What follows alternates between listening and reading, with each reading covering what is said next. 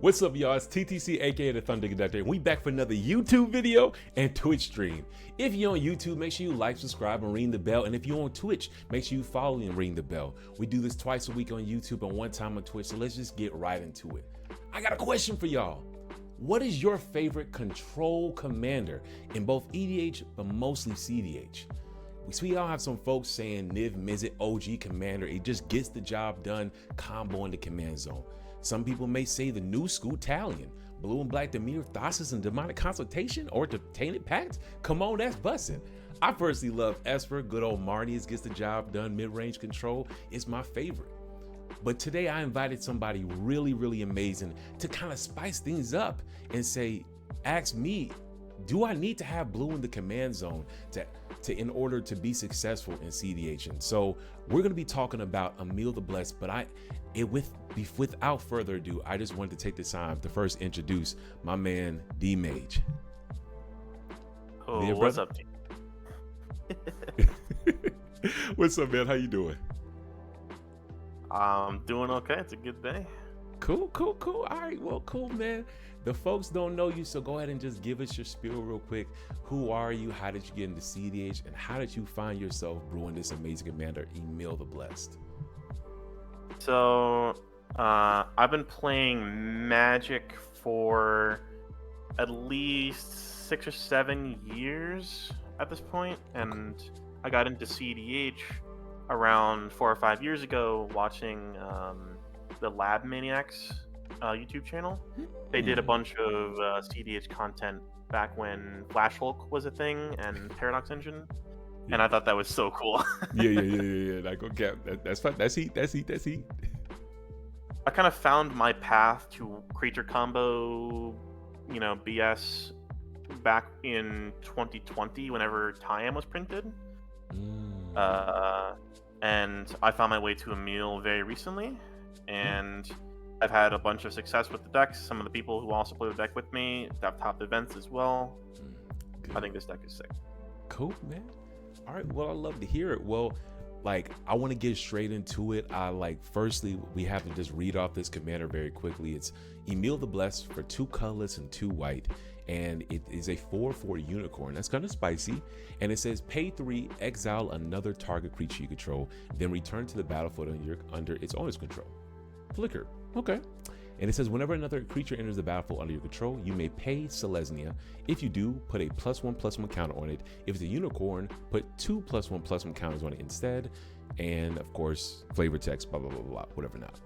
So I want to ask you very quickly, if you're into cEDH, we're all aware of this as a combo piece in the 99 of a lot of dockside decks. But you're now telling us that this is not just a combo piece with dockside, but actually can lead the command zone and be a control mid-range deck. So tell me why we should choose to play a non-blue deck in control compared to all the decks that we may list before. Man, talk to me. Well, if you're looking for a deck that wants to be the Fun Police, and that's why I named the deck Fun Police. You're going to be going around blowing up everyone's artifacts, everyone's enchantments and heuristic studies, and exiling all of their creatures. This is the deck for you. All right, hold on. We gonna get straight into it. Go ahead, bro. Go ahead. I was gonna say, if you want a deck with a very hard to interact with series of creature combos, this is also the deck for you.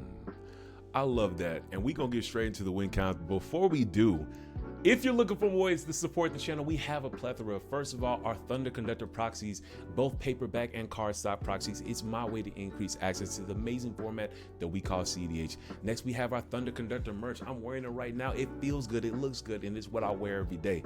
Next, we have our ThunderConductor Community, where you can go ahead, join the Discord for free. But if you want deeper levels to the Discord and all the other plethora of perks, go ahead and join our Patreon. I want to give a special shout out to our mono red patrons, Scott Mitchell, Wavy Hashira, and Nathan Stratum. You all rock and keep the lights on in a way you could not imagine. And very much lastly, if you're saying, AT, I don't want no Patreon, no swag, or I'm good on the proxies right now, but I want to bless you one time for the fun time, Don't worry, I got you. Go check out the link in the bio. You can buy me a coffee because it keeps me up and keeps the lights on. But dude, I ain't gonna cap. Like, we all had our demon arc before I get like, you told me fun, you said fun police, and that kind of got me excited. So you're the fun, man, there's so many things, questions I want to ask, like, but you brought up at the end, right before we shifted, that you have some really dope creature combos. So how is this deck looking to actually win? So the deck wins through a number of ways. The easiest way would be infinitely flickering one of our payoffs. Okay. And our payoff. Hey there, you there, D? Would be any initiative creature. Gotcha. If you look in tags, that is the third, or it's in Gameplan. You can look in there. Gotcha. So the initiative creatures would include White Plume Adventurer, Seasoned Dungeoneer, and Undermountain Adventurer. And then we have a fourth one called Thought-Knot-Seer, which also is a payoff for Infinite Flicker that forces our opponents to draw themselves out. We can achieve Infinite Flickers through a number of ways of making infinite mana. The easiest of which is Felidar Guardian plus Gaia's Cradle. Bet. All right.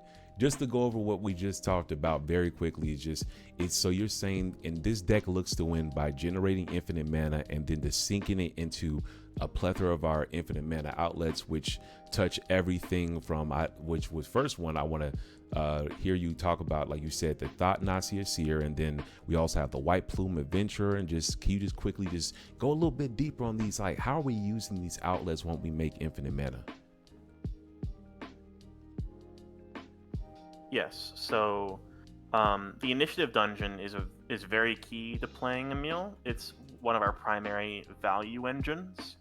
The first room makes us search for a basic land, which we'll use to hit our land drops, which is also pretty key.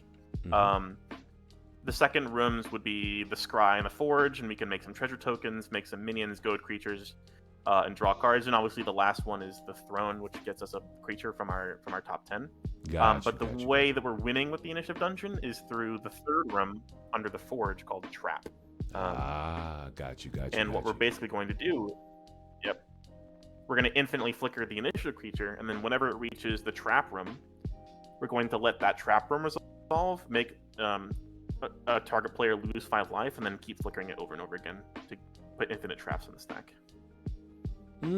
So, and that's very interesting. So basically, once you hit that room, you're gonna let it resolve, like have that player lose 5 life. And do you have to go back through the archives, like to draw a card again, or is there a way to keep staying on trap? The way the initiative works is you will put an initiative trigger on the stack, you'll put a room trigger on the stack, and then you respond to the room trigger by flickering the Undermountain Adventurer or whatever again. Put another initiative trigger on the stack. You'll end up skipping the archive over and over again. Oh, I see. So when it resolves, that's when it checks the room you're in, correct? Yeah. Very interesting. Okay, you better know the rules now. Okay, cool. So that's how we win with White Plume Adventure. And keep talking about win cons. Just go ahead, brother. I'm listening. So there's really only 4 that we play. There's the 3 initiative creatures, the Seasoned Engineer, White Plume Adventurer, and Undermountain Adventurer. Gotcha. And then there's the Thought-Knot-Seer. Got you. Okay, cool. And so go ahead, brother. Visionary, or Landmark Visionary, sorry. And that will just get us to the Undermountain Adventures and all that good stuff. Sounds good. Cool. And now, hey, we have 9-bar MTG saying Finale Infinite Probzo is another win con. Is that another outlet that we like to use? Yeah. You can make Infinite Mana and then Finale as well. Yeah. And the thing is, like, if we're drawing our deck with Landmark Visionary, we also have access to the White Plume Adventure, so we don't usually go for that. But you can do that. Okay, cool. All right, well, we keep saying infinite this, infinite that, infinite this, but we got to get to the infinite mana. So walk me through how we go from Emiel without Dockside to Emiel with infinite mana. Talk to me, brother. We play a very high density of ramp pieces. Okay. In the deck. Obviously, we have access to Gaia's Cradle, which is one of our main combo tools. Something like Earthcraft will reduce the cost of Emiel's activation, which effectively gives us like an almost unlimited amount of mana for Towards Flicker effects. Smothering Tide as well. Seaborn Muse as well. But if we're straight up making infinite mana, we have a few combos. We'll start with the Vivian plus any 3-drop and Emiel. Okay. And we have not played a land drop for the turn, which is very important. So we'll pod the 3-drop into Felidar Guardian. Got you. Which we'll use to flicker our Birthing Pod. Makes sense. Pod the Felidar into Karmic Guide. Get back the Felidar Guardian. Okay. And then we will Birthing Pod the Felidar into Thalia's Lancers. Okay. And Thalia's Lancers, if you all are not familiar, it's a first strike 4/4 for 5 mana that says when it enters the battlefield, you may search your library for a legendary card, reveal it, and then put it into your hand, then shuffle your library. Keep going, brother. Yep. And Gaia's Cradle is a legendary, so we'll tutor for Gaia's Cradle. Oh, okay. We'll play that as land for turn. All right. We've got 3 creatures. We've got the Emiel, Karmic Guide, and Thalia's Lancers. So now we can use the Gaia's Cradle to flicker the Karmic Guide with Emiel, get back the Felidar Guardian, and now Felidar Guardian plus Gaia's Cradle and 4 creatures is infinite green. Oh, shit.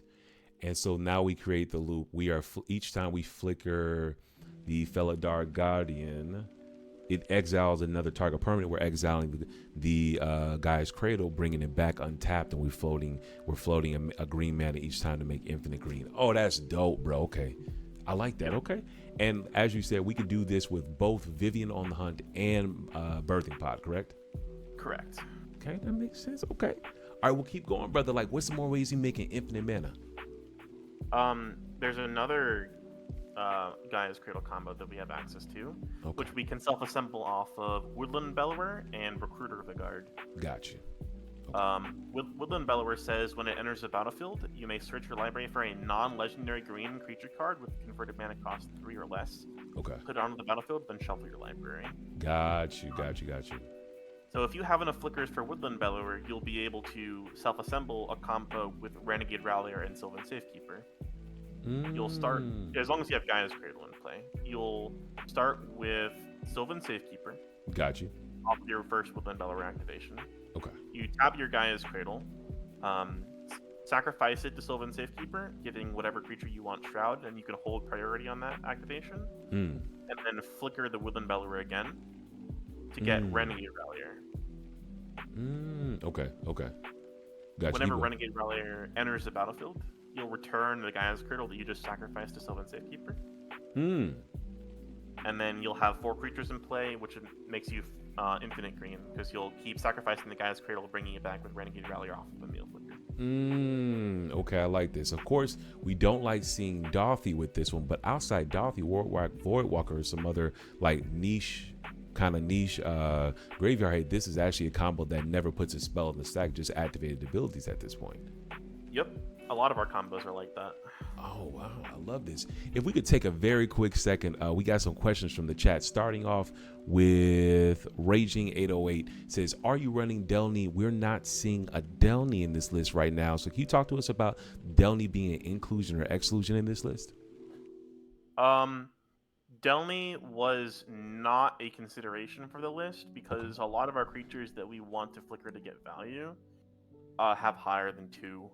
So the big ones would be like Manglehorn, Recruit of the Guard, Skyclave Apparition, and like Landmore Visionary. Gotcha. All of our initiative creatures, our Thought Not Seer, our Solitude, our Woodland Bellower, those are all higher than 2 toughness as well. Gotcha. I can see Delny having a place. I just didn't think it was that important. Okay. Cool. All right. That's a good one. All right. Next we have Raging808 asking, so 1,000-Year Elixir, ? Are we running that in this list? We're on Concordant Crossroads. We can be on 1,000-Year Elixir as well. Okay. The haste is the fact that it's 1 mana makes it better than the 1,000-Year Elixir, in my opinion. I definitely hear you there. And Well, I do have a question. Is there ever a time where you found that giving all creatures on the battlefield haste versus your creatures just having the activated ability, giving your opponents too much advantage, or is just that pure fact of this costs 1 green mana is just purely superior than having your creatures having the known summoning sickness for activated abilities? So the fact that it costs 1 green mana is incredibly relevant because we can pick and choose when we want to play the Concordant Crossroads, as opposed to Thousand Year Elixir being something we have to set up earlier. We can just go, I'd like to win now, Concordant Crossroads. I hear what you're saying. And by that point, you're just going, no, I want to win now. So that 1 green mana can get, it's almost like just an additional cost. It's not like, because if you play the Thousand Year Elixir as a setup turn, because you don't have enough mana, now you're telling the table, I'm getting ready to set up for the win. Stop me on my next turn, almost, if that's what I'm receiving. Yeah, exactly. Okay. I feel that. Let's see. We have Nybar asking, is there an initiative creature that you can pod into after doing the pod combo? Yeah, so since we have the Karmic Guide in play, we can bring back our 3-drop, and then we can pod the 3-drop directly into our Seasoned Dungeoneer or our Underground Adventurer. Gotcha. Cool. And we got Ragin saying he prefers the Elixir over Crossroads. So, yeah. So we have Ragin said he'd rather run the Elixir over the Crossroads, giving your opponents hate's a very bad idea. I would say I want to hear DMage a little bit on this. I want to hear you run the list more than me. Talk to me. I think there's only a very select few matchups where you will not get more value than your opponents will when you play Concordant Crossroads. I was gonna say literally the same thing. I think this right now the meta is so either you're playing Blue Farm, you're playing Grixis, you're playing 5-color, and even in those 5-color situations where a lot of 5-color decks just need mana, a lot of times there's very seldomly where that mana dark you turned on for them was the reason you lost the game. And I don't think it would be the end of the world when we're already trying to get off of the mana dorks because of the Orcish Bowmaster in the meta. So I think Concordant Crossroads is okay, but I hear you. I do hear you, Raging. And lastly, Narbar NTG said, yo, Sick forgot about Karmic. Yeah. All right. Well, you just got great questions for the audience. Keep them coming. So we're going to get back into these infinite mana combos to get into these amazing outlets. Like, are there any other ways that you like to make infinite mana for this amazing Emiel brew? Yeah. So there's 2 other ways that we use to make infinite mana. Talk to me. The first one is with Village Bellringer. Okay. Oh, come, bring it on. Come on now. The Village Bellringer, whenever it enters the battlefield, untaps all creatures we control. So as long as the amount of mana we make off of those creatures is higher than 3, gotcha. Either with Circle of Dreams, Druid, Cryptoglyph Rite, or Underground Adventurer or Earthcraft, gotcha, we will be able to infinitely flicker the Village Bellringer to make infinite mana. Got you. And and so just tell me one more time. So at this point, we're using Concordant Crossroads, and we just want to make sure we have it. We're flickering the Village Bellringer with enough creatures on battlefield that generate mana in order for us to just at that point flow extra mana to keep the flickering going at that point. To basically the gist of it. Yeah. Okay. That makes sense. All right. Now, appreciate the follow. Now we got one more infinite mana combo. Talk to me, brother. Yeah, so the last infinite mana combo is with Felidar Guardian and Preston the Vanisher. Okay. Preston is already a good value piece because it effectively doubles our mana that we use towards flickers. Like, we get 2 end results out of our flickers. Like, if we are flickering a Solitude, we get 2 Solitudes. But it also just straight up with Felidar. Got you. As long as we have Preston the Vanisher in play, and we have Felidar Guardian enter such that it triggers Preston, so that could be through flickering it, through finaleing it, through Court of Calling, etc. As long as it triggers the Preston, and we have literally any land, we will tap have the Felidar enter. It'll flicker the land. You'll have a Preston trigger. The Preston trigger will make a Felidar Guardian token that is targeting the original Felidar. You'll Got have you. 2 Felidars that way. Got you. Okay.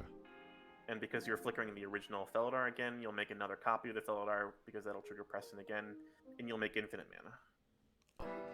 Okay. So at this point, we've gone through 4 different ways to make infinite mana. Is there any other things when it comes to this deck winning that you would like to touch on? Sometimes winning isn't necessarily as simple as making infinite mana. Sometimes it is literally just like you can no longer cast another spell because because we have an Aven Interrupter in play. Right. 20 mana. So good luck. Oh, so like a soft lock in a way, like a soft lock to the game where no other spells can resolve, and you're going to be the only one getting the value. Yep. Oh. We're very high on these creatures that enter the battlefield and remove some aspect of our opponent's game plan. Them being the Manglehorns, the Skyclaves, the Solitudes, the Druid of Purifications, and finally with the Outlaws of Thunder Junction, the Aven Interrupter, which just straight up counters a spell. Yeah. I was just about to ask, man, like, this is a brand new set. Like, it seems like you just ran with this card really hard. I've been really bullish on it every time I've seen it. If it hasn't been completely taking over the game, it's had a substantial role. So would you say that this card is like, how would you say this card impacted like the overall strategy of like Emiel? Oh my god, this card, it's literally everything that could possibly want. If I had nothing but mana and Aven Interrupter, I would keep the hand because Aven Interrupter is just that strong. Really? You literally have to, it is. Unless someone has a removal spell in response to your flicker and you don't have enough mana to flicker it again, the Aven Interrupter is completely. It just answers every single thing.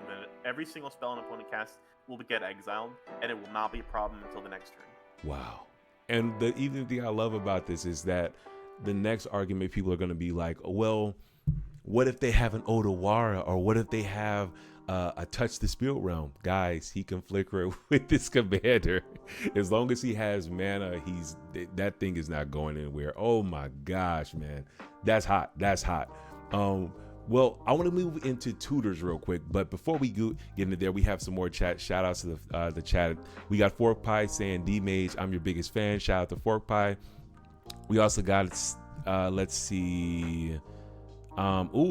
Raging 808 Pyre says, how do you feel about Eldrazi Displacer plus Ashnod's Altar? I never really thought about Eldrazi Displacer as an option because Emiel literally is the Eldrazi Displacer. Got you. Also, colorless is a significantly harder mana symbol to be able to use multiple times, and it requires colorless in the activation cost. Got you. That's 100%. Yeah, that's true. And Ashnod's Altar just doesn't seem that great, I'll be honest. I hear you. It's and when you say that, is it the card in general, or is it just it's because it's only a combo piece, it's never going to be able to use just generic value? It's like, it's similar to the Thassa's Oracle argument. Like, the card has to be as good as Thassa's Oracle in order to be ran. Like, if it's only a combo piece, then it almost turns into a dead card when you're not using it. Is that what you're saying? Exactly, yeah. I hear what you're saying. Okay. Let's see. Even like the cards that are considered dead cards for the purposes of the odd combo, like the Thalia's Lancers, yeah, even that is particularly good because you can use it to get Cradle, and then you can Cradle, Emiel flicker the Thalia's Lancers to get the Seiju, and now you have a piece of interaction. Got you. That makes sense. Okay, cool. All right, cool with that. Last chat we got before we move into tutors is, if we got a Raging Wolf says, if DMage has 1 million fans, then I'm one of them. If DMage has 10 fans, then I'm one of them. If DMage has 1 fan, then that is me. If DMage has no fans, that means I have no longer on the earth. If the world is against DMage, then I'm against the world. Hey, bro, DMage, you got some lovers in the chat, bro, man. Raging Wolf. Shout out to Fork Poppy and Raging. You guys, awesome. Y'all are awesome, man. Keep showing the love, man. What's up, Purple? What's up? What's my brother? Emiel plus Crosswords plus CODD equals infinite. Circle of Dreams is good. Yeah. Yeah, Circle of Dreams Joy. Yep. Oh my gosh, man. I love the interaction in chat. Y'all keep it coming. Man, so you just got done telling us about a lot of crazy infinites and even some lockdowns that we just got from the recent set, Outlaws of Thunder Junction, where it's not a hard lock, but it's a soft lock that's basically, hey guys, do y'all want to spend the next hour here hoping you draw into something, or can we just play the next game? You know, just no hard feelings. And with the new Aven Interrupter. So we got to get to these cards, though. So can you tell me about your tutor package for this deck? Right. So this deck is very tutor heavy. Okay. There are 13 tutors in the deck. Okay. A few of them are designated specifically towards finding Gaia's Cradle.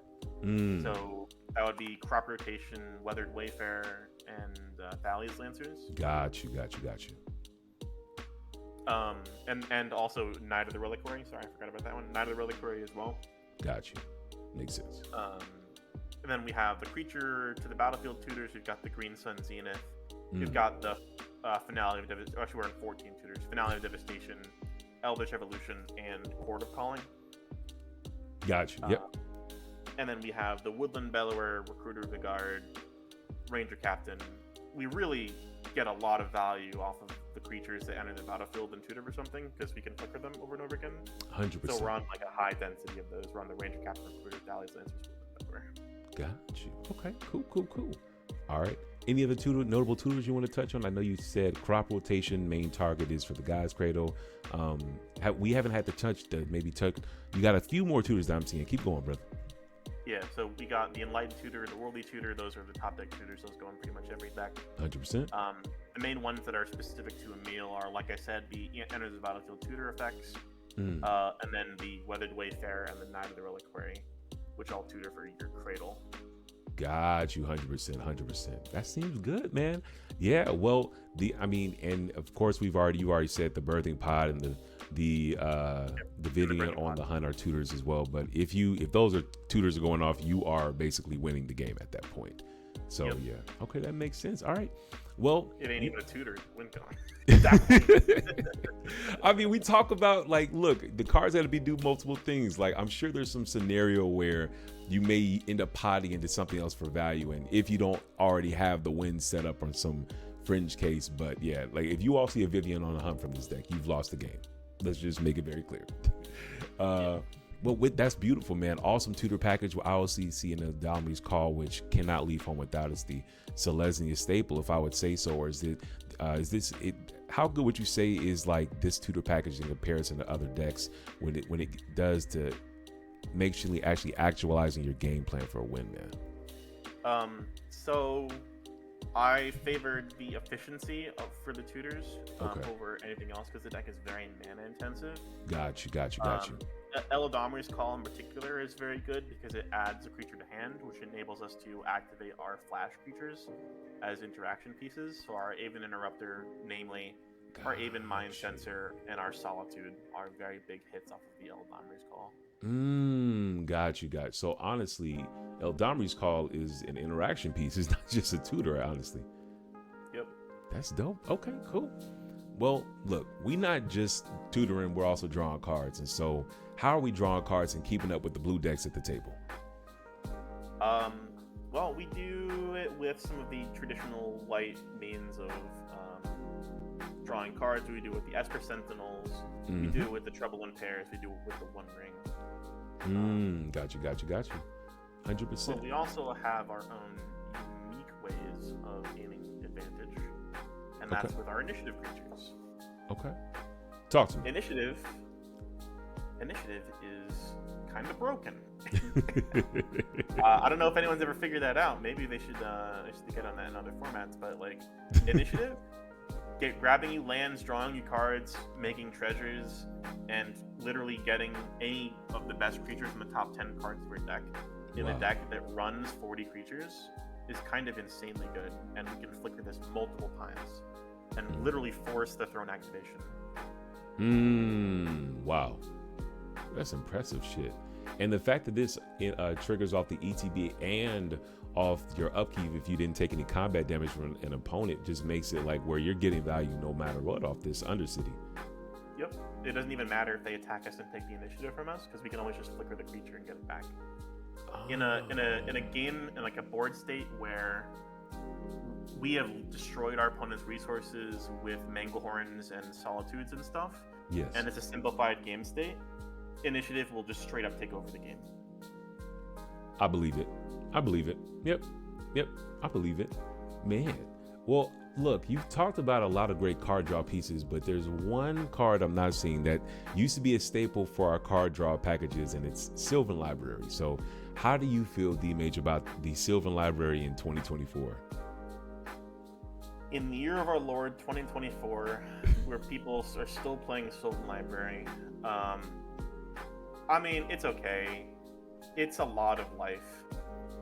I think Sylvan Library, you can play it. It's up to you.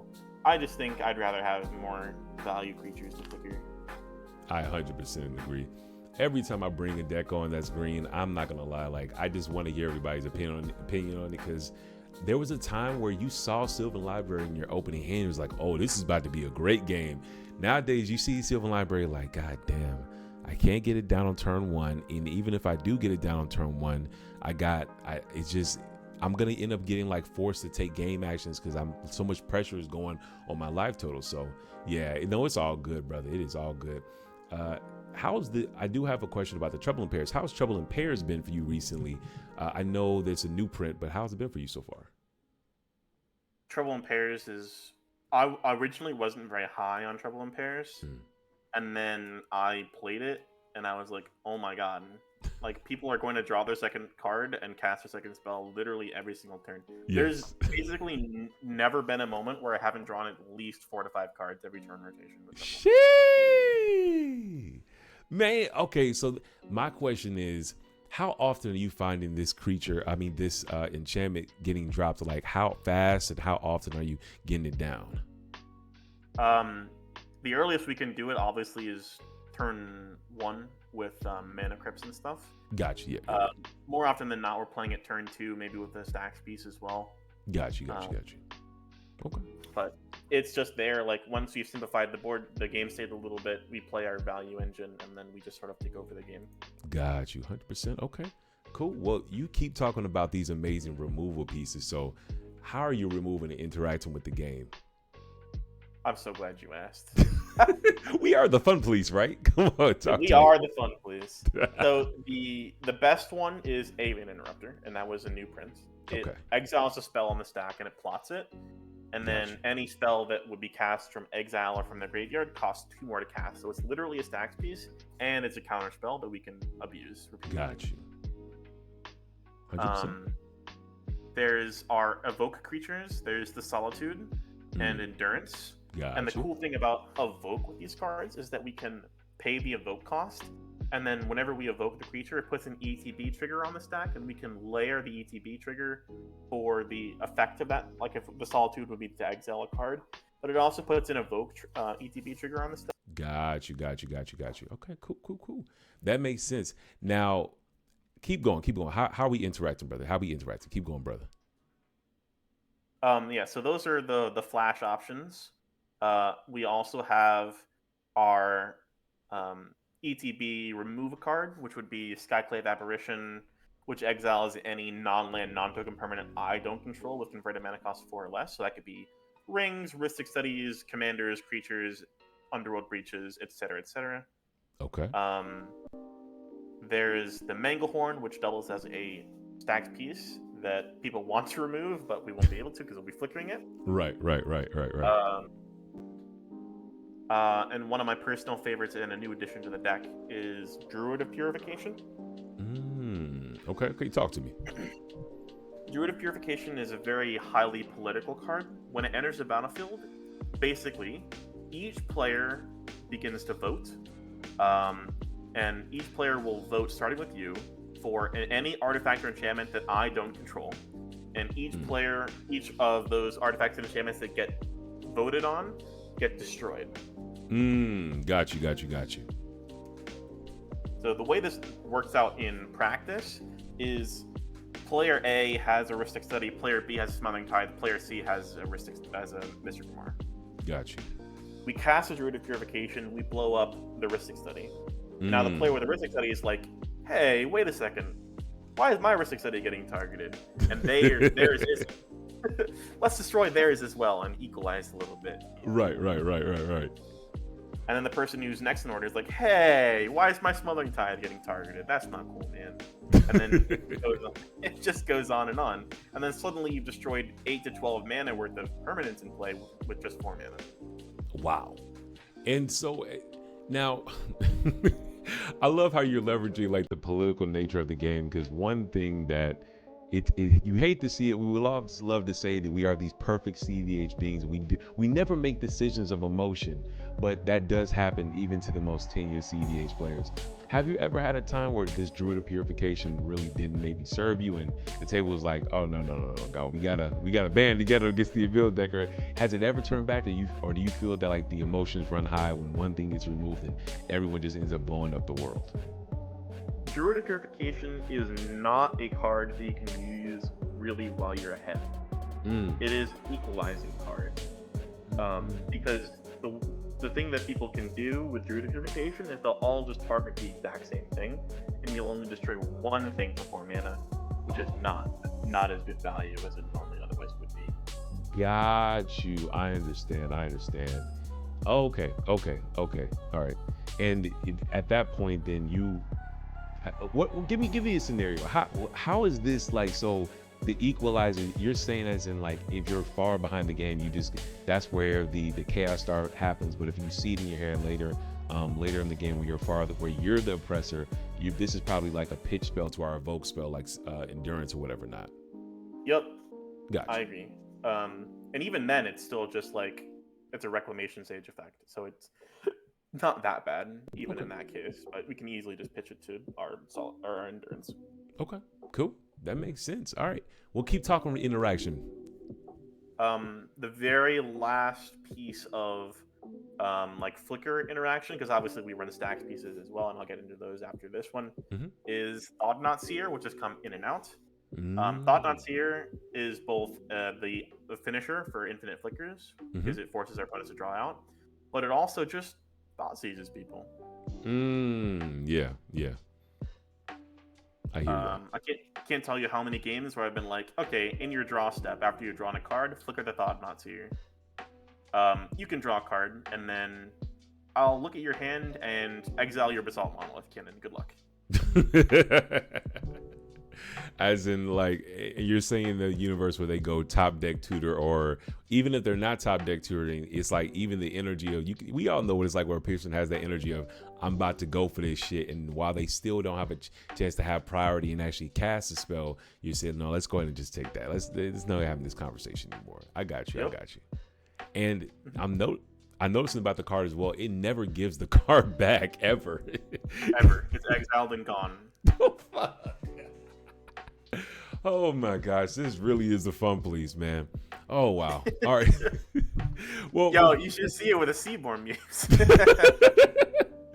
Oh man. Well, look, before we get to Stax, I do want to ask about board protection, because we talk a lot about how to stop other people, but how are we protecting our own board state? Yeah, so a big part of that is Emiel is a protector of our pieces. A lot of our Stax pieces are creatures. Gotcha. A lot of our control elements are, like I said, the removal spells, the Skyclave Apparition, the Aven Interrupter, and Emiel flickers those by herself. Got you.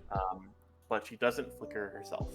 So we have to play a few tools that all protect our Emiel. And our best one, by far, is Legolas's Quick Reflexes. Oh, love this card, dude. Is an uncounterable hexproof reach removal spell. Yes. It is just so good. Yes. Cool. I like that one. Keep going, brother. We also have Veil Summer, which also doubles as like counter magic, essentially. If we're going for a win and we're casting like a Burning Pod and someone's offering it, we can just cast a Veil Summer and now our spell can be countered. Got you. That makes sense. Cool. And then one that doesn't. Obviously, we have the Sylvan Safekeeper as well. Sylvan Safekeeper protects our board. 100%. Sylvan Safekeeper is just so good. It's just so good in green decks. I believe you. Yes, and I agree. 100%. Yes. if you see a Sylvan Safekeeper, kill it with fire, honestly. And that's coming from someone who plays green. This card is busted. Note taken. You guys y'all hear that? So in the gameplay, I'm gonna see a Sylvan Safekeeper with a kill it with fire. Okay. No, go ahead, brother. I'm listening. The last one that's like doesn't really look like protection, but it actually is Touch of Spirit Realm. Okay. Talk to us. Yep. Yes. It is uncounterable. We can channel it to flicker our Emiel in response to either like a wipe or a cyclonic rift or a chain of vapor or anything like that to protect it, and then continue our reign of terror in the end step, basically. Got you. And it also does Touch of Spirit Realm things being removable. Got you. And I cannot remember, is Emiel able to flicker any non-land permanent or just creatures? Just creatures. No, just creatures. I thought you had a combo you could do with that too. No. But I got happy for you. Saw me. I got happy for a second. I was like, can you combo with that too? Okay, yeah, I got you. But what we can do is we can flicker Felidar Guardian. And Gotcha. Felidar Guardian can flicker either our Emiel to protect it in that regard, or it can flicker our Blind Obedience, our Touch of Spirit Realm, etc., etc. 100%. That makes sense. Okay, cool. Well, let's get into the Stax then, brother. How are we slowing the game down after all this oppression, all this removal? How are we now just crawling it down to slow as possible? Right. The all-star, obviously, is Aven Interrupter. 100%. But we run some of the... I would say we run basically all of the asymmetric stack pieces in this deck. We don't play any rule of laws or anything like that. No collect roofs, because we want to make use out of the explosivity that mana ramp gives you or artifact ramp gives you. Gotcha. For any other deck. We do play Deafening Silence because we just don't care. We're a creature combo deck. Gotcha. We just don't care. We play artifacts entering tapped effects with Blind Obedience and Manglehorn. We stop Tutors with our Aven Mind Sensor, because tutoring is just one of the best things you can be doing in the format at the current moment. Drannith is here. He's Drannith. Yep. And then I also classify Ranger Captain and Dios as a certain level of stacks. Gosh. Okay. No, I feel that. I do agree on the Ranger Captain and EOS. It depends on who's controlling it, but it's definitely a thing. I feel like a good player is able to really use a Ranger Captain of EOS as the epitome of a stacks piece, because now once that lands, nobody is trying to go for a win, because nobody wants to be one after. So yeah, it sucks, but it is a stacks piece, definitely. Yeah. And a cool thing you can do with a Ranger Captain in this deck is remember the Karmic Guide? Yes. Oh. You can sack Ranger Captain and bring it back with the Karmic Guide. Oh, and I'm guessing, is that another soft lock to the table? It's another soft lock to the table. No! Why you gotta be the fun police? No! Because I must.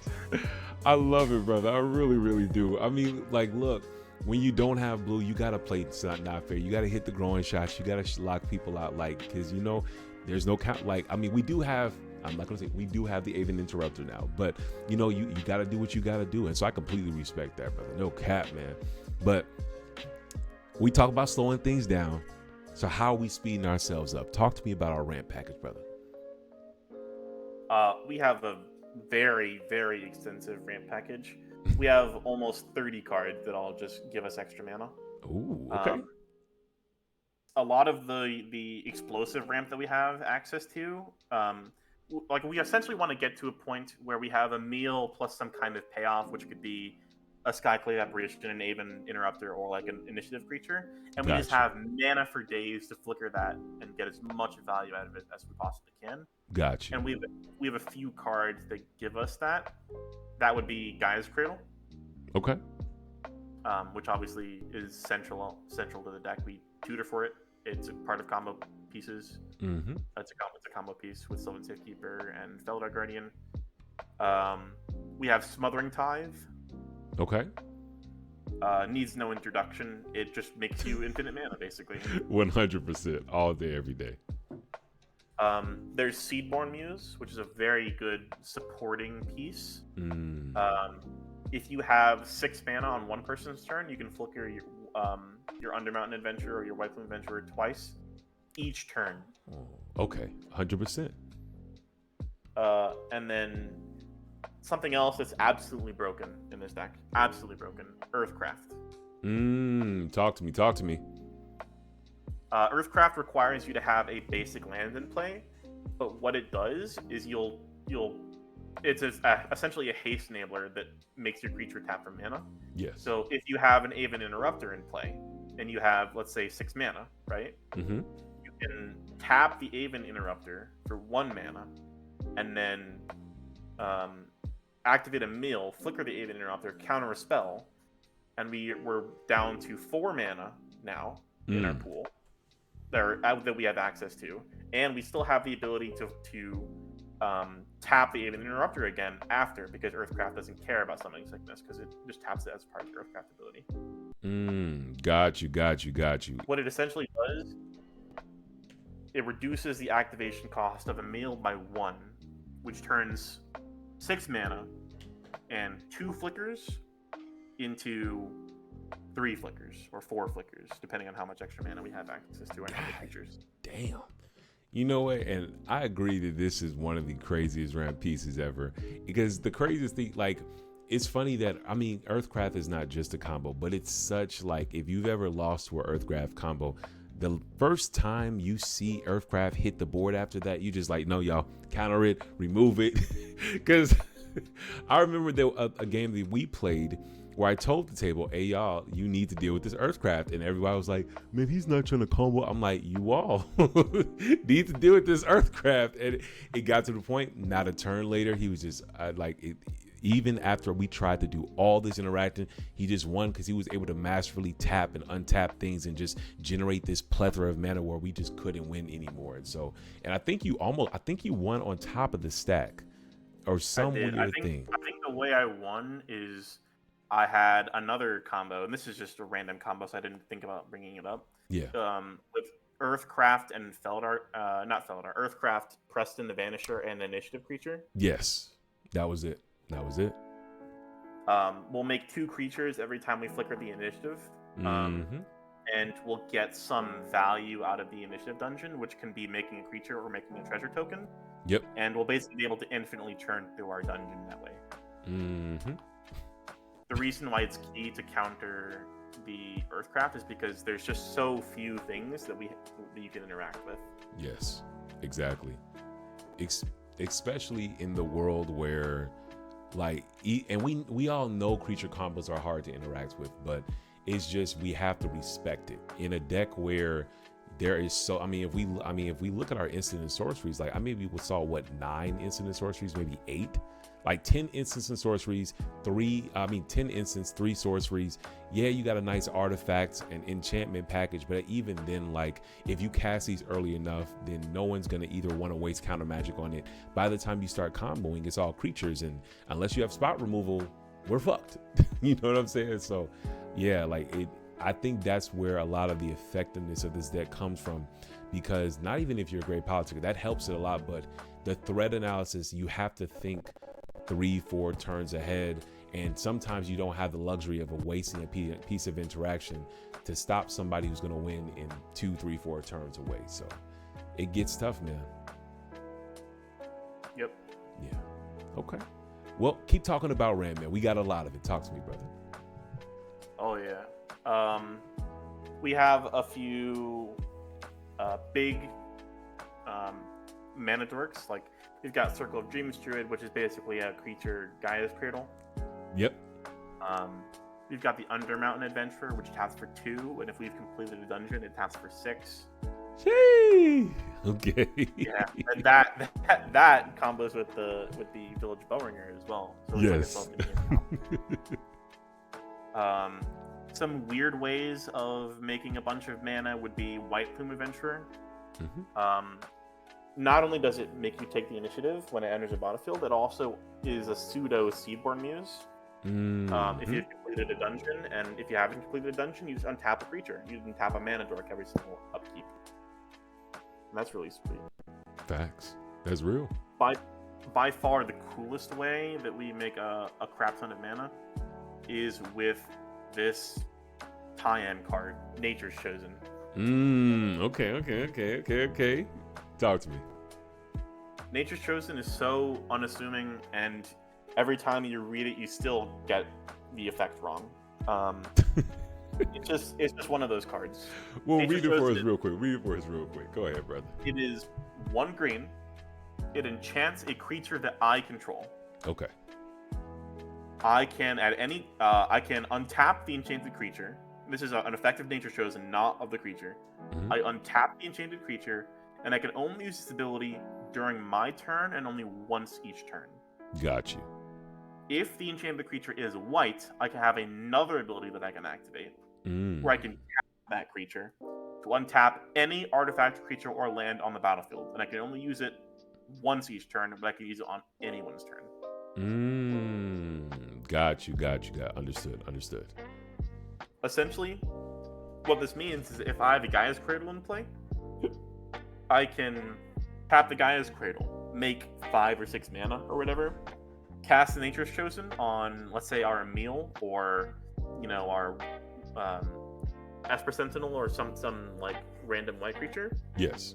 You can tap that creature to untap our Gaia's Cradle, untap the creature that is equipped with enchanted with a Nature's Chosen, and then we can tap the Gaia's Cradle on another person's turn, tap the Nature's Chosen, untap the Gaia's Cradle again, and get another Gaia's Cradle activation. So we have 3 taps of Gaia's Cradle in a turn rotation, basically.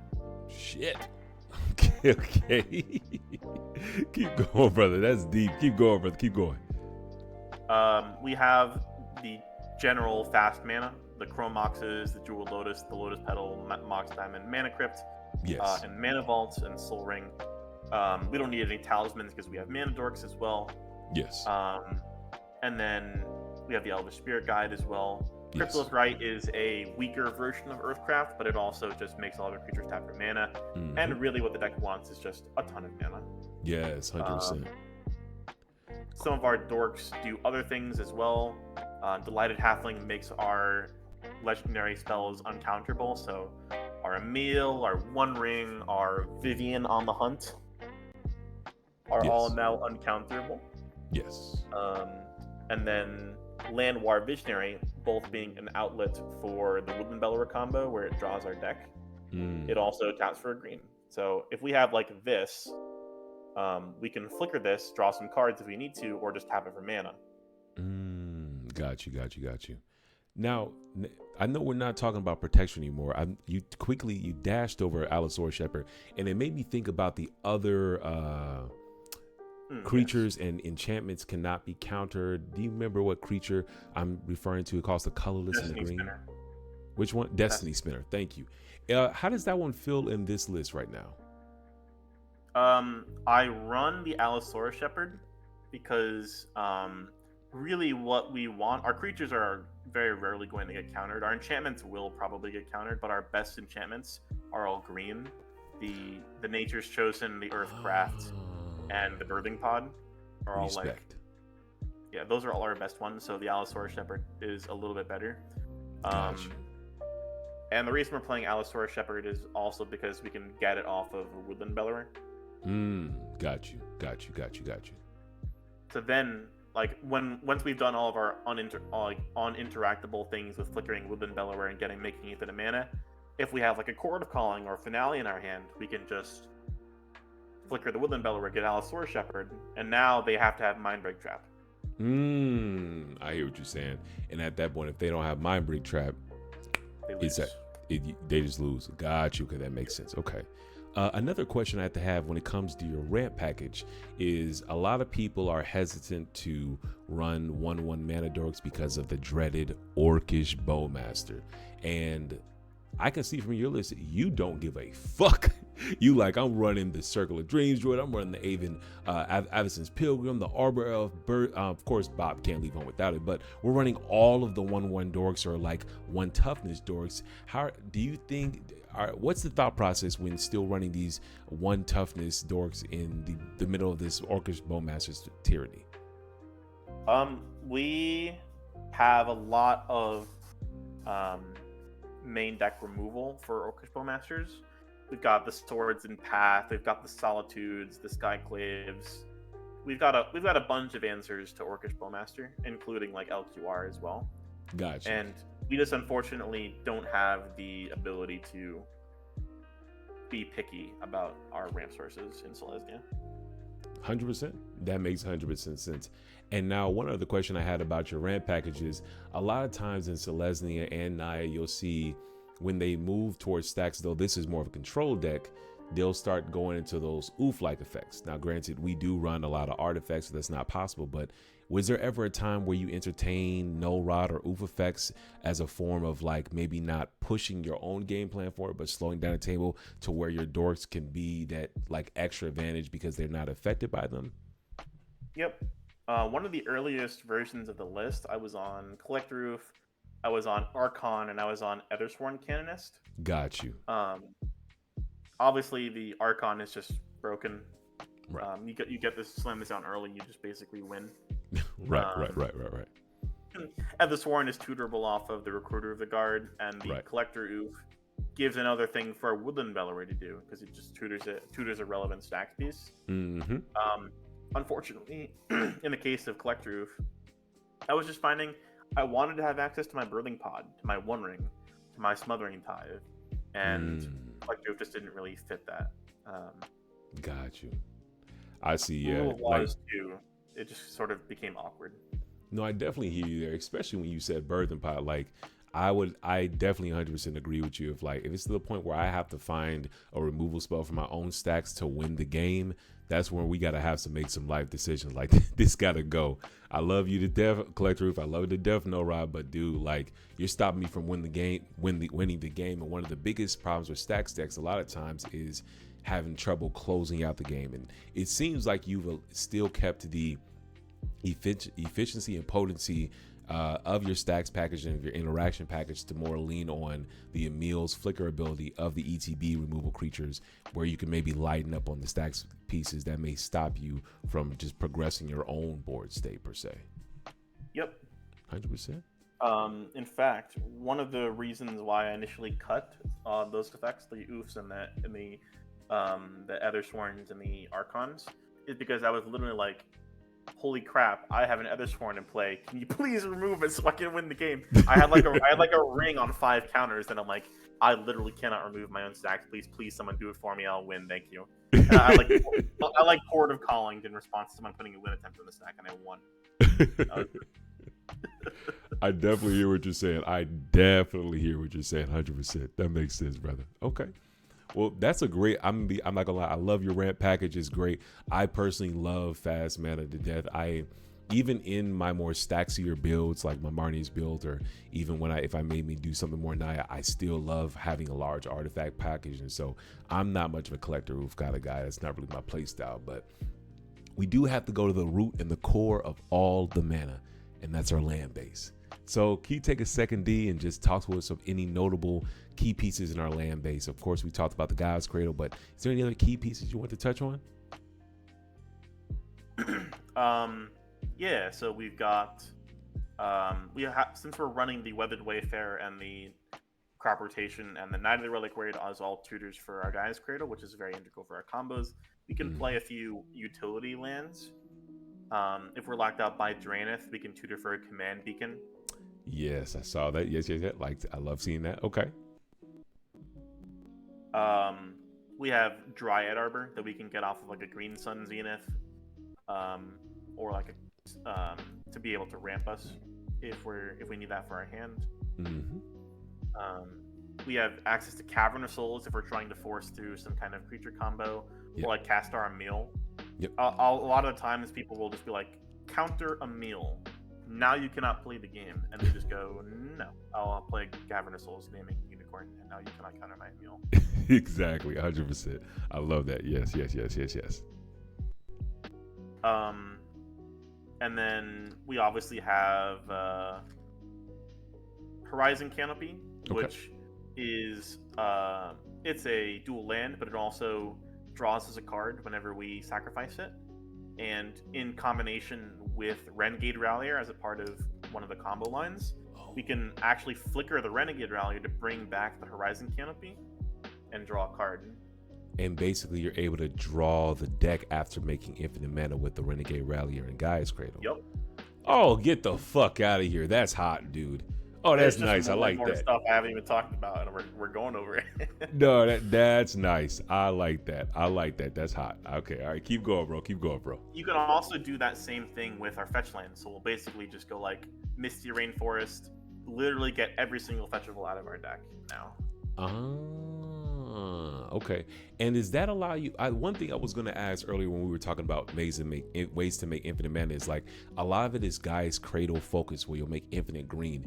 And is that fetch loop allowing you to maybe open up some more white sources to you, or do you have a way to convert all the infinite green into infinite white? Yeah. So if we have any land that taps for white without killing us, like Brushland or Horizon Canopy or Mana Confluence or something like that. Right. So our basic plains are Savannah or Bountiful Promenade. We can turn that infinite green into infinite flickers, and then use that infinite flickers to get infinite whites. So we'll have Understood 100%. That makes 100% sense. Yes. Okay. Yeah, that's hot, bro. Cool. We have another land of note is Wooded Bastion. Okay. Wooded Bastion is the filter land. One really awkward thing about this deck is that a lot of our creatures are green, and Emiel is double white. Yes. So sometimes it can be awkward casting our mana dorks, and also having the mana to cast Emiel. Wow. Okay, I definitely see what you're saying. Because if you go turn one dork, and it could be two green sources, or even if it's just like a Savannah into like an Elvish Mystic or something, it still doesn't give you the two white pips, and the Wooded Bastion allows you to get that. Very smart. I like that. Keep it up, man. Yep. Okay, keep going. We have the Avamaya, obviously, for mana fixing. And then the last one really of note beyond just like running two basic planes of Forest and Dryad Arbor would be War Room. Yes. War Room is whenever we have like a land tutor and we already have our Gaia's Cradle, Cavern of Souls can push through our combos, Command Beacon gets us around Draenith, but we don't really have any other value plays off of our land tutors. Right. So we can literally go like get a War Room with like a Seedborn Muse in play, and suddenly we're drawing an extra card every single turn at the expense of 2 life. And that's nothing in a 40 life format. That's nothing. That's just off the shoulder. Yeah. Yep. I love that, man. Well, sheesh, bro. Yeah, the only other one that you probably said that I just didn't hear was, of course, Boseiju, and that's just you cannot leave home without it. That just I feel like that goes without being said, but yeah, an amazing. I didn't even mention it because it's all like it's just Boseiju. You know what I mean? Exactly. Like I have to say this in what was it? Kamigawa Neon Dynasty. These cards have changed the meta in a way that we just are still we cannot leave home without these. So I 100% hear you there. Before we get into any other notable categories, quick question, personal question when it comes to Dryad Arbor. This one, I've talked to different green pilots about it. Some people say this is dumb because I'm going to lose my land base off a removal spell or off a Bowmaster or off of some bullshit. And some people say, no, this is great because of XYZ 1, 2, 3. Like, how do you feel about Dryad Arbor when it comes to as a piece of ramp or being part of your like core land base? So my current stance on it is I just haven't lost it to Bowmaster enough times. I love that. I love it. Yes. In all seriousness, Dryad Arbor has utility getting it off of Green Sun Zenith. Thank you. Yep. We can also fetch it, and for like Gaia's Cradle, it makes us an extra mana. Yes. So it has utility in those 2 respects as well. True. And that's really the main reason why I run Dryad Arbor. No, I definitely hear you. I agree. Yeah, just from the Green Sun Zenith, but that's actually something that I don't actually think about too often because we don't get to see Dryad Arbor as much.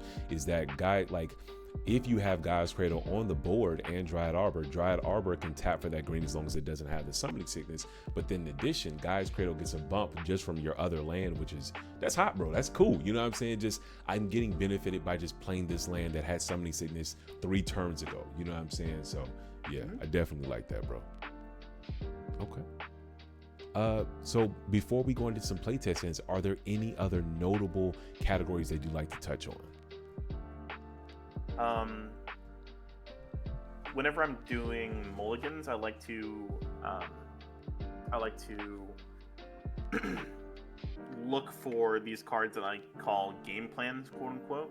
Got you. And those game plans would be either like a very strong value engine, the Esper Sentinel, the One Ring, the Trouble in Pairs, or like Birthing Pod Vivian, or Gotcha. any of the creatures that we flicker and accrue value, which would be the initiative creatures, the White Plume Under Mountain, Seasoned Engineer, and then the Aven Interrupters, the Manglehorn, Skyclave Solitude, etc., etc. Got you. Are there any of these game plans that are preferable of the other ones, or is there ever a time where you see a game plan it's just like, I see it, but it's maybe not good for this pod? Or like, talk to me through these game plans in which are actually like, oh, this is always viable, versus another one be like, it's 3 turbo decks, this is not going to work. Yeah, so it's going to be like, if it's against turbo, right? Right. We play not insignificant stacks package with 8 stacks pieces. Artifacts entering tapped is very significant, especially since we're on the Elvish Spirit Guides, the Lotus Petal to be able to ramp it into play pretty consistently. Gotcha. Against creature combo decks, we have Solitude. Right. One of the first games I actually won with this deck was against cEDH, Kinnan, and some other creature deck I don't remember. But I didn't even have a win. I just flickered all their permanents of Solitude and went to combat and killed them all with combat damage.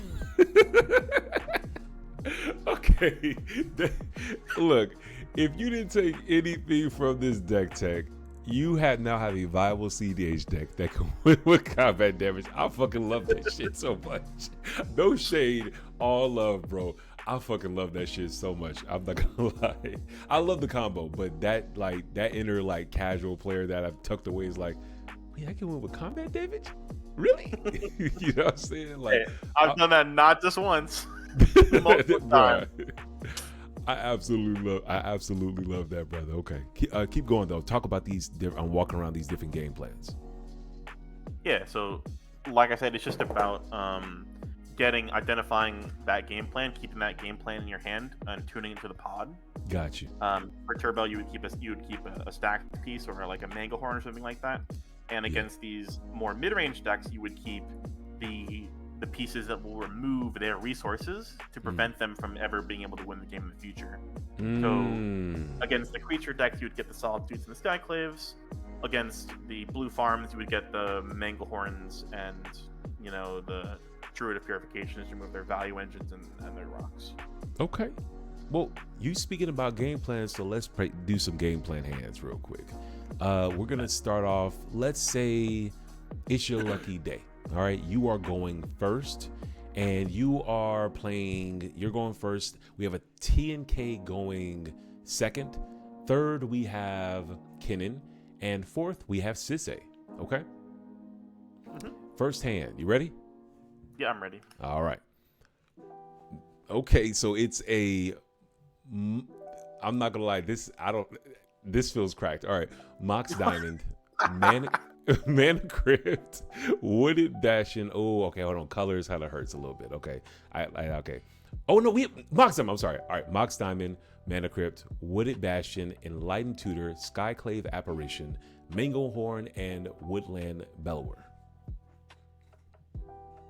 This is like one land away from being one of the best possible hands. That's what I was saying. Like, if this Woodland Bellower was a land, I would snap keep this every single day of the week, and I'm probably still snap keeping it. I mean, on the play Manglehorn against on the play Manglehorn. Dude, I mean, yeah, fuck the ETB. You'll flicker it with Emiel later. Exactly. Oh man. Okay, but walk me through. Tell me what you see. Like, of course, everyone can see the Manglehorn, but what's turn 2 and turn 3 look like? Turn 2 is probably, depending on what people have put into play, either. Also depending on if we've drawn a land. Right. It'll be like Enlightened Tutor for either a rock, which will help us cast Emiel, or a Birthing Pod, or a Mana Vault, which will help us getting closer to casting our Woodland Bellower, which we can just use to get our mana needed to cast the Emiel. Understood. Okay. Well, yeah, I think this is what we call a god hand going first. Let's just see what our first draw looks like to see if that changes anything. First draw for turn will be a Legolas's quick reflexes. Not what we want to see, but you see the Enlightened Tutor. You can turn that like into anything you want, and even if it's simple as a 2-mana rock to play with Crypt. But yeah, you'll get there eventually. 100 or to go get a.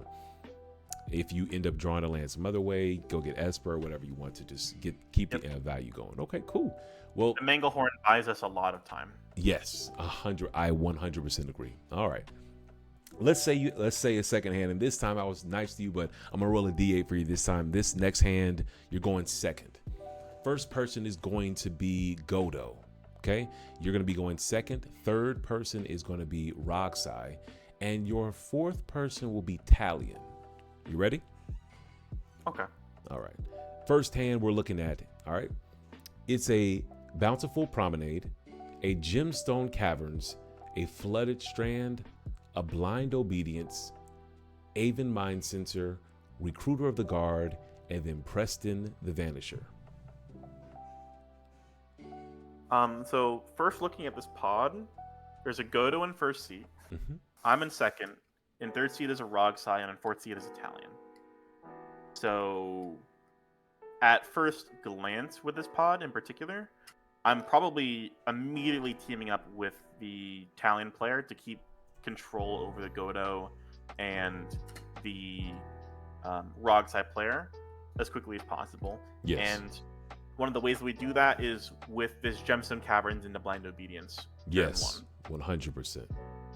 So that turns off the dock sides from both the Godo player and the Roxai player. Yes. And hinders the development of the Roxai player. The Godo obviously will spam a bunch of mana, and they also have ways of getting around the Blind Obedience, mainly through Treasonous Ogre and the Blanket Goblin. Yes. But it's a fantastic piece to slam turn 1. Yes. Turn 2, we can either play the Recruiter to get some kind of mana piece, like a Circle of Dreams Druid or something like that. We can play that turn 2, slam that turn 3, and maybe hold up Aven Mind Sensor if we feel like there's tutors that's going to happen. We're pitching the Preston the Vanisher of Gemstone Caverns. Yep. I might keep this, depending on how effective the Blind Obedience will be. I'm not gonna lie, I saw like you just got 2 great first 7s. I'm not gonna lie, like I would snap keep this as well, like because of all the layer combos in your deck. I don't like, my heart doesn't drop by getting rid of the Preston. You have the Blind Obedience that goes down without anything being said, and you can kind of feel things out, like depending on how Godo and Roxai are playing, where okay, do I want to hold up the Aven Mind Sensor to stop the Godo going first, or do I want to go Recruiter of the Guard, just play Recruiter of the Guard and do another setup turn? So I think it's a great hand to pivot. You can go any direction you want to go. No one can win under what you want. The Blind Obedience completely cucks the Roxai, and the Aven Mind Sensor is the perfect I got you to the Godo player. So yeah, this is a great first 7. Yep. I think we can do one more because you just got 2 great first 7s. Let's do one more, okay? Okay. All right. Next one, you are going second again. Just roll for it. And this pod, let's say we have going first is a Tivit. You are going second. Going third, let's say it's mono green. What's your favorite mono green deck? Selvala. We have mono green Selvala. And then going fourth, T&K again, because everyone loves to play that, okay? First 7. Flooded Strand, Bow-Sage Who Endures, Horizon Canopy, Silence, Aven Mind Sensor, Findhorn Elves, and Allosaurus Shepherd. This is a turn 2 Aven Mind Sensor with some Silence backup, but this isn't really that good, I'll be honest. Yeah. I'd rather, like, if this is first 7, I think I can do better, in all honesty. I can hear that. Yeah, like the Aven Mind Sensor is not as appealing, knowing that there's not a Godo, and yeah, like I mean the Bow-Sage is cool. Yeah, it's just in this pod it's like it's not like oh my gosh I'm going home and screaming and hollering. So yeah, let's go see the second 7. Okay, we have a Marsh Flats, a Mana Confluence, a Windswept Heath, Weathered Wayfarer, Silence, Skyclave Apparition, and Birthing Pod. So with a Tivit in the pod, the game will probably go on decently long because Tivit usually plays like a control deck. Yes. If I had a dork to play off of the Weathered Wayfarer, I would consider keeping this. Okay. Because we can go like turn one Weathered Wayfarer, get Gaia's Cradle, turn 2 play the Cradle and play the dork.